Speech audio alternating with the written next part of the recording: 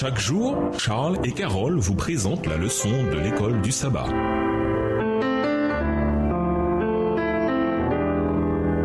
Bienvenue dans votre émission. Dieu nous parle. Nous voilà à la leçon de vendredi. Pour aller plus loin, nous vous invitons à lire dans le livre La tragédie des siècles, le chapitre La séduction originelle, aux pages 391 à 404, ainsi que le chapitre 33 du même livre, aux pages 469 à 580. Si vous avez déjà été opéré sous anesthésie générale, vous avez peut-être une vague idée de ce que c'est d'être mort. Mais même là, sous anesthésie, le cerveau fonctionne toujours. Imaginez ce que cela doit être pour les morts. Quand toute fonction cérébrale, vraiment, tout s'arrête. Pour tous ceux qui sont passés par la mort depuis le commencement des temps, leur expérience dans la mort se limite à fermer les yeux et l'instant d'après, ce sera soit le retour de Jésus sur terre, soit son retour après le millénium. Voir Apocalypse 20 et versets 7 à 15. En attendant, tous les morts, les justes et les méchants, se reposent. Pour ceux qui ne durera à leurs yeux qu'une seconde. Pour nous qui sommes toujours en vie, la mort semble durer longtemps. Et pour les vivants, c'est le cas. Mais pour les morts, elle ne dure qu'un instant. S'il était vrai qu'à l'heure suprême, toutes les âmes vont directement au ciel, il y aurait lieu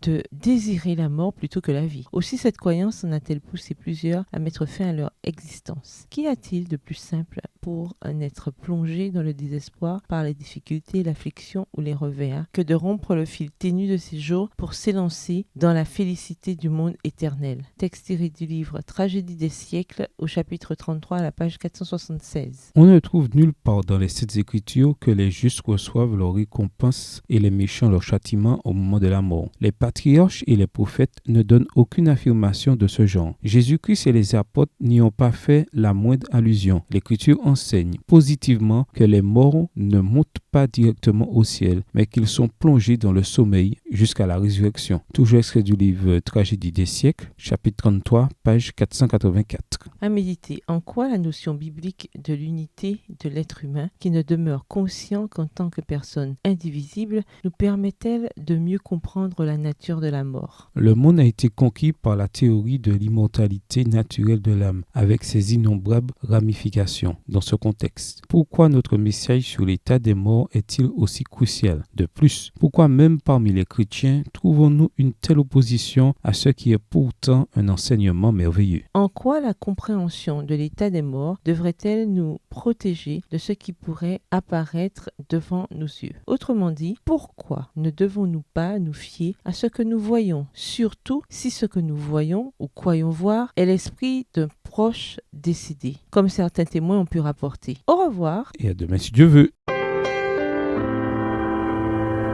Dieu nous parle.